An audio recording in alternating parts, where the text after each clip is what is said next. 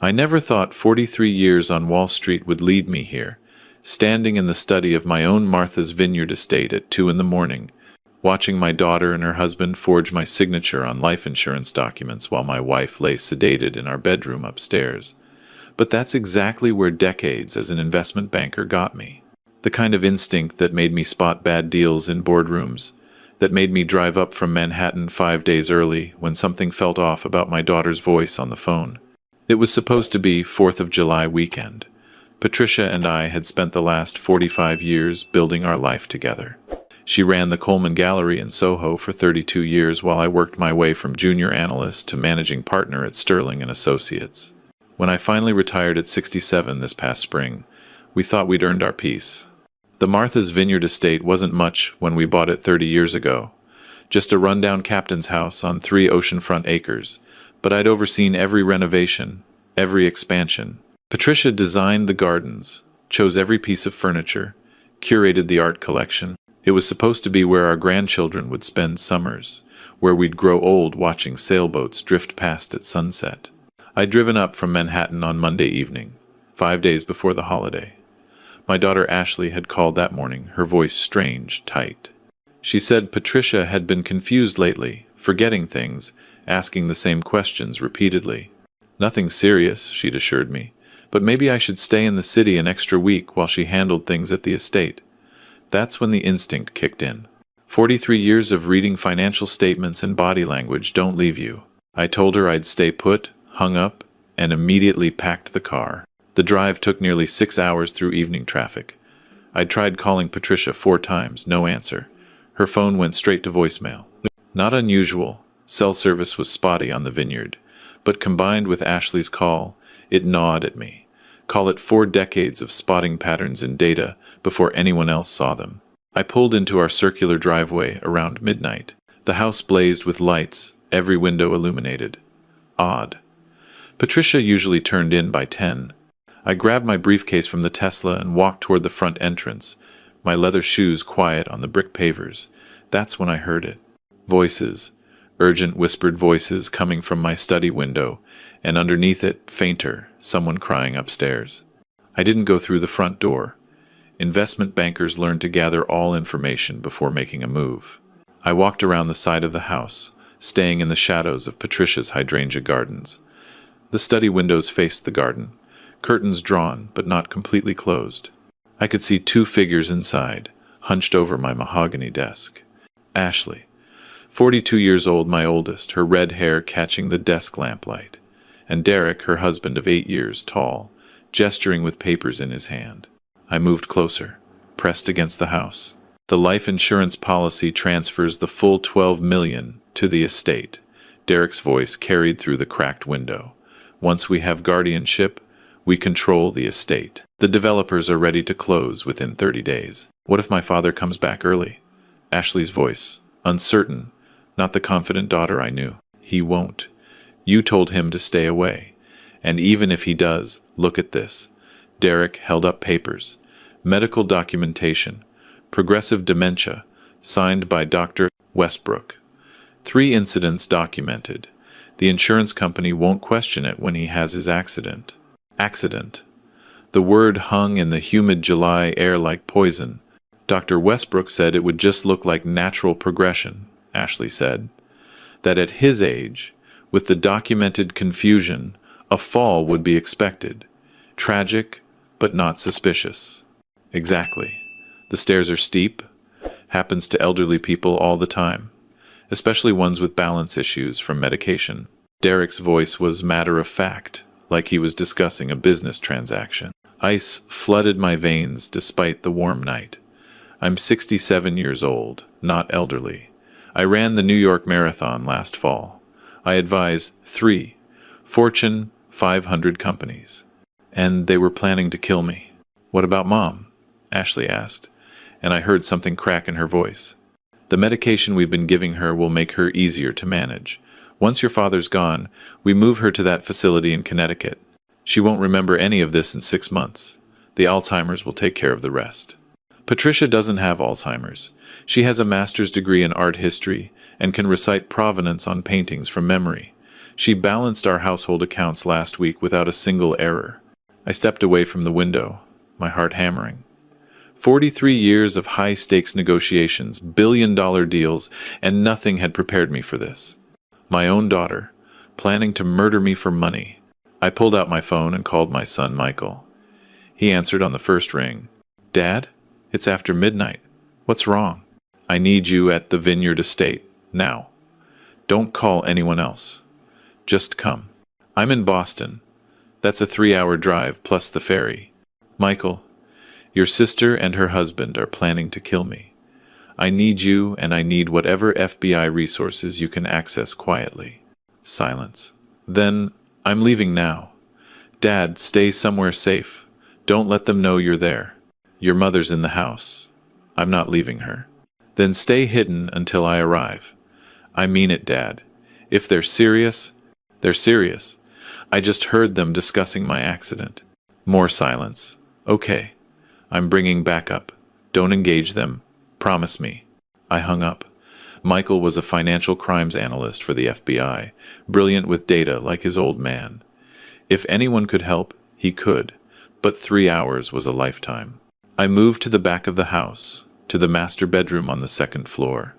Patricia and I always left one window unlatched, a habit from 45 years of marriage.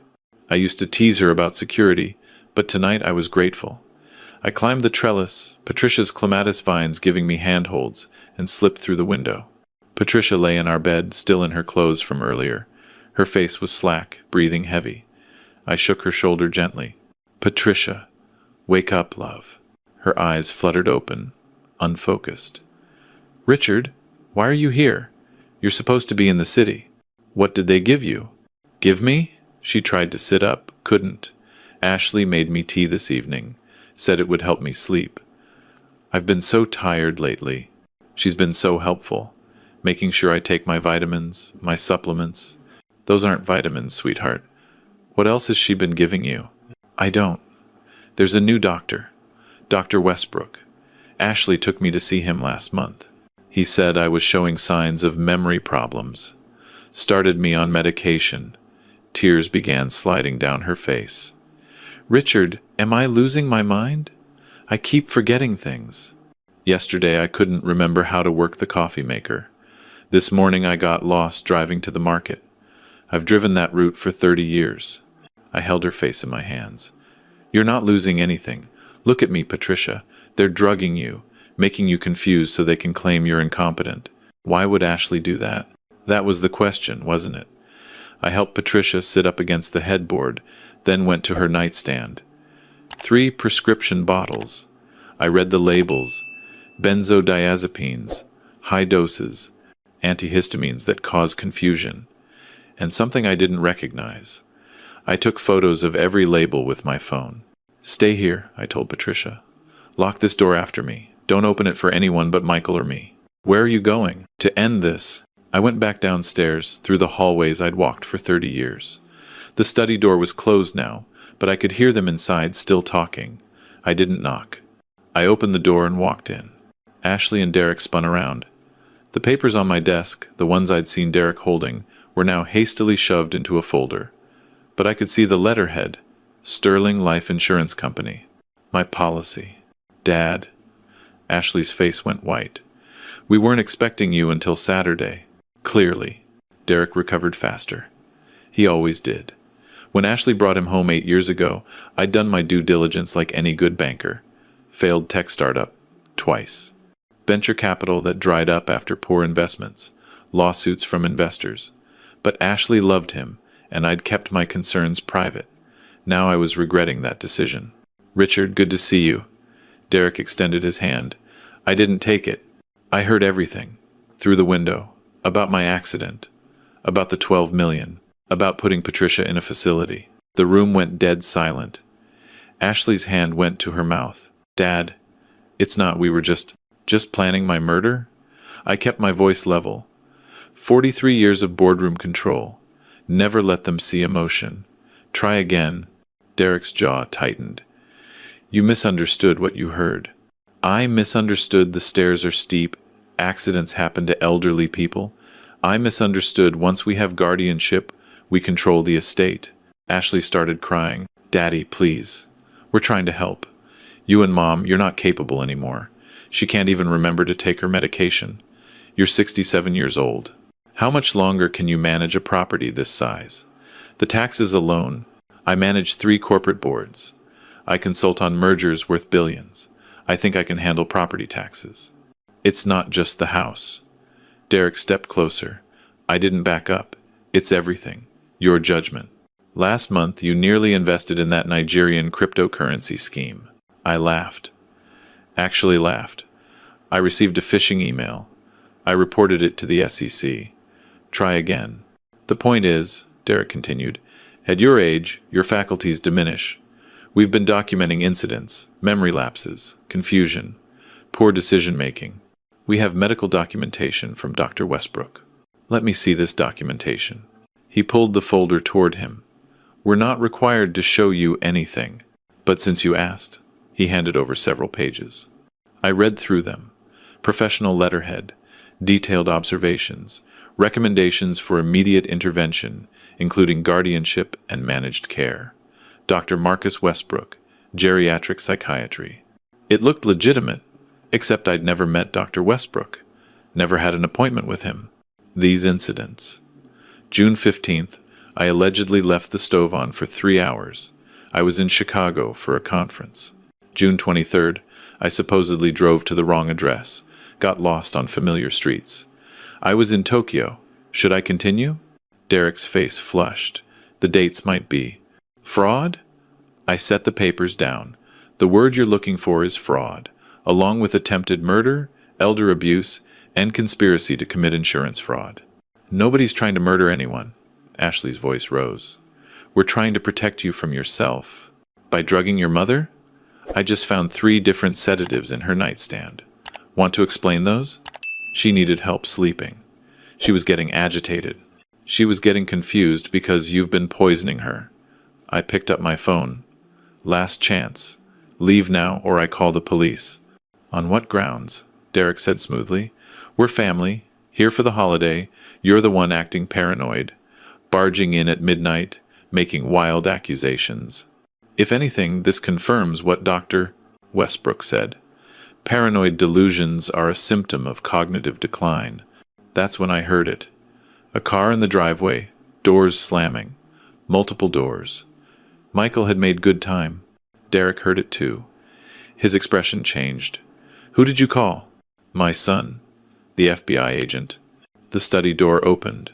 Michael came through first, still in his Boston office clothes, tie loosened.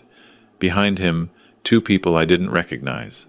A woman in her 40s with short gray hair and a younger man in a suit. Dad. Michael hugged me hard. You okay? Fine. Your mother's upstairs, locked in our bedroom. They've been drugging her. Michael turned to Ashley and Derek. His face could have been carved from granite. Ashley. What the hell have you done? Stay out of this, Michael. Ashley's voice shook. Stay out of you planning to kill our father? I don't think so. He gestured to the woman. This is Special Agent Chen from the Boston Field Office, Financial Crimes Division. And this is Agent Peters, our insurance fraud specialist. Dad called me 90 minutes ago. I made some calls. They were very interested in what I had to say. Agent Chen stepped forward. Mr. Hamilton, Miss Coleman, I'm going to need you to stay exactly where you are. Agent Peters? The younger agent was already at my desk, photographing the documents spread there. Life insurance policy. $12 million payout. Beneficiary listed as estate, controlled by Ashley Coleman Hamilton upon incapacitation or death of primary holder. Recent change, dated 3 weeks ago. I didn't make that change, I said. We know. Michael pulled out his laptop, opening it on the side table. I've been watching Ashley and Derek for 6 months, ever since Derek's latest business venture collapsed. Derek went very still. Hamilton Tech Solutions, Michael continued. Crypto mining operation. Lost $17 million of investor money in 8 months. Some of those investors, they're not the patient type. They've been making threats. Serious threats. Derek needed money. Fast. And he looked at Mom and Dad and saw dollar signs. He turned the laptop. Bank statements, emails, text messages. 6 months of planning. Consultations with Dr. Marcus Westbrook, who is actually Marcus Webb, a former doctor who lost his license in Connecticut for insurance fraud. Ashley's been paying him $5,000 a month to create false documentation. Ashley made a sound like a wounded animal. Derek lunged for the door. Agent Peters intercepted him, and suddenly Derek was face down on my antique rug, hands being cuffed behind his back. Derek Hamilton, you're under arrest for conspiracy to commit murder, insurance fraud, elder abuse, and identity theft. Agent Peters' voice was mechanical. You have the right to remain silent. Ashley collapsed into my leather chair. Michael, please. We weren't actually going to hurt anyone. It was just talking, planning. We weren't going to go through with it. Then explain the medication you've been giving Mom. Michael's voice could cut glass. Explain the forged insurance documents. Explain the conversation Dad overheard about accidents on stairs. Derek said it would just be a scare. Make them think they needed help, that we'd take care of them. Keep them safe. While stealing $12 million and selling the property they built for 30 years, I said quietly. That's your version of care? Agent Chen was on her phone, calling for backup. Michael sat down across from Ashley, and I saw something in his face I'd never seen before. Cold calculation, the look I used to get in hostile takeover negotiations. Here's what I found, he said. Derek owes $8 million to investors. They've threatened his family. Last month, his former business partner disappeared. They found him beaten in a Newark parking garage. He won't testify, too scared. Derek needed money immediately. He pulled up more documents. The fake Dr. Westbrook. I tracked him down yesterday. In exchange for immunity, he gave me everything. Every document he forged, every consultation fee, every fake diagnosis, including the plan. What plan? I asked, though part of me didn't want to know. Dad was supposed to have a fall. This weekend, during the 4th of July party, lots of witnesses, lots of alcohol, steep stairs, tragic accident. The fake medical records would show he had balance problems, confusion, medication issues. The death would be ruled accidental. Life insurance pays out. Property gets sold to a development company. Derek's already been negotiating. They flip the vineyard estate, pay off his debts, disappear with the rest. And Mom? My voice cracked. Memory care facility in Connecticut. One that doesn't ask many questions. Dr. Westbrook has connections there. She'd be heavily medicated, kept confused, no visitors except approved family. Within a year, the Alzheimer's diagnosis would be real from the medication damage. She'd never remember what happened. Patricia appeared in the doorway then, clutching the frame. She'd made it downstairs somehow. Ashley, tell me Michael's wrong. Tell me you wouldn't do this to us. Ashley couldn't meet her mother's eyes. Mom, I'm so sorry. I'm so sorry. Derek said they'd hurt our kids. They threatened Emma and Jackson. Said if we didn't pay, they'd take the kids from school. I was terrified. So, you decided to kill your father? Patricia's voice broke. We weren't going to, actually. I didn't think. I just wanted to protect my children. By destroying theirs? I said. Ashley, you have a 6-year-old and a 4-year-old. What kind of mother teaches them that family is expendable when money's tight? More cars outside. Police vehicles, their lights painting the walls red and blue through the windows. Officers came through the front door, conferring with the FBI agents. Derek was already being led out to a car. Ashley sat motionless, tears streaming. Agent Chen approached me. Mr. Coleman, we'll need your statement, and your wife's. We have enough to charge them both, but the more documentation we have, the stronger the case. Whatever you need. We'll also need the medication bottles from upstairs. We can have them analyzed, determine exactly what your wife was being given. Michael brought Patricia over, settling her on the sofa. She looked small, fragile in a way. I'd never seen her before. 45 years of marriage, and I'd never seen her look defeated. The next hours blurred. Statements given. Evidence collected. Patricia's medication bottles bagged and tagged. Crime scene investigators photographing my study, my desk, the forged documents. Agent Chen was thorough, professional. She explained they'd been building a case against Derek for weeks, ever since one of his investors came forward. Michael had flagged the connection to me, started monitoring Ashley's communications. The fake doctor sealed it, Agent Chen said. Once we knew about Dr. Westbrook, we could prove intent. This wasn't just financial desperation. This was premeditated fraud and conspiracy to commit murder. By dawn, it was over. Ashley was charged with conspiracy, fraud, and elder abuse. Derek faced attempted murder charges, conspiracy, insurance fraud, and a list of financial crimes stretching back 3 years. They took him to county jail.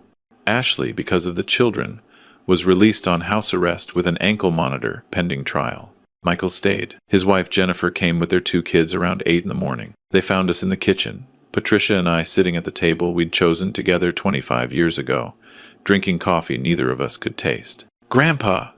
My grandson threw himself at me. 7 years old, all energy and innocence. "Why are there police cars outside?" I hugged him. "Just some grown-up problems, buddy. Nothing for you to worry about." Michael took the kids into the garden while Jennifer made breakfast. She didn't ask questions, just moved around our kitchen like she belonged there, making pancakes, brewing more coffee. She'd always been like that, knowing when silence was better than words. The trial was in September. Suffolk County Courthouse, Boston. I testified. Patricia testified. Michael presented mountains of evidence. Financial records, emails, text messages, recorded conversations. Dr. Marcus Webb testified against them in exchange for a reduced sentence. He laid out the entire scheme, how Derek had approached him, how much he'd been paid, what documents he'd forged. The prosecutor was relentless. She painted Derek as a con artist who'd manipulated his wife, threatened her children, and planned an elaborate murder for financial gain. Ashley's lawyer tried to argue she was a victim too, coerced by her husband's dangerous situation. But the emails told a different story. Ashley had been active in the planning, had personally administered the medication to Patricia, had researched memory care facilities. The jury deliberated for 2 days. Derek was found guilty on all counts: conspiracy to commit murder, insurance fraud, identity theft, elder abuse. The judge gave him 15 years in federal prison, no parole eligibility for 8. The courtroom was silent when the sentence came down. Ashley's trial was separate, a month later. The jury struggled more with her case. She was guilty, clearly, but the children complicated things. Emma was 6, Jackson was 4. Their mother's long-term imprisonment would devastate them. In the end, Ashley was convicted of conspiracy, fraud, and elder abuse. But the judge, an older woman with kind eyes, showed mercy. 3 years in prison, followed by 7 years probation. Mandatory therapy, community service focused on elder care advocacy, and a permanent restraining order keeping her away from Patricia and me except under supervised conditions. But there was one more component: restorative justice. The judge ordered Ashley to make a public statement at a Boston community forum on elder abuse. It happened in November, 6 months after that July night. Patricia and I sat in the front row of a Harvard Medical School auditorium. 300 people in attendance, medical professionals, social workers, family caregivers. Ashley walked to the podium. She'd lost weight, her face hollow. She wore a simple black dress, no jewelry. "My name is Ashley Coleman Hamilton," she began. Her voice shook. "And 8 months ago, I helped my husband plan to murder my father and institutionalize my mother to steal their $12 million estate." The room went dead silent. My father is 67 years old. He served as managing partner at one of Wall Street's most respected investment firms. He advises Fortune 500 companies. He ran the New York Marathon last year, and I tried to have him declared incompetent so I could steal his life's work. Tears started. My mother is 65. She ran an art gallery for 3 decades. She has a master's degree in art history. She can recite every painting in the Boston Museum of Fine Arts from memory. And I drugged her. For months. Made her think she had Alzheimer's. Destroyed her confidence, her sense of self, because my husband owed money, and I was too much of a coward to find another solution. Her voice broke completely. I told myself I was protecting my children, that the threats against them justified everything. But the truth is, I chose money over my parents. I chose my husband's crimes over my family's safety. And when my father came home early and caught us, my first thought wasn't remorse. It was frustration that our plan was ruined. She looked directly at us. Mom, Dad, I know you can't forgive me. I know I destroyed something that can never be rebuilt. I just want you to know that I understand what I did. I understand that elder abuse doesn't just happen in nursing homes to strangers. It happens in families, in wealthy families with every advantage. It happens when someone decides that age makes people disposable, that money matters more than the people who raised you. She stepped down. No applause, just heavy, judgmental silence. We didn't speak to her afterward. Patricia couldn't, and I wouldn't. We drove back to the vineyard in silence. That Christmas, Michael and Jennifer came with the kids. We cooked turkey, made Patricia's traditional stuffing recipe. The kids helped bake cookies, got flour everywhere. After dinner, while they played with their new toys in the living room, Michael showed me his phone. It was a photo. Ashley in prison scrubs, working in what looked like a library. The caption read, "Teaching literacy classes to other inmates. Therapy twice a week. Missing Emma and Jackson every day. I hope you're all safe and well." "Are you going to respond?" I asked. "I don't know. Should I?" Patricia came over, looked at the photo. Something passed across her face. Pain, loss, and maybe, just maybe, the smallest hint of something else.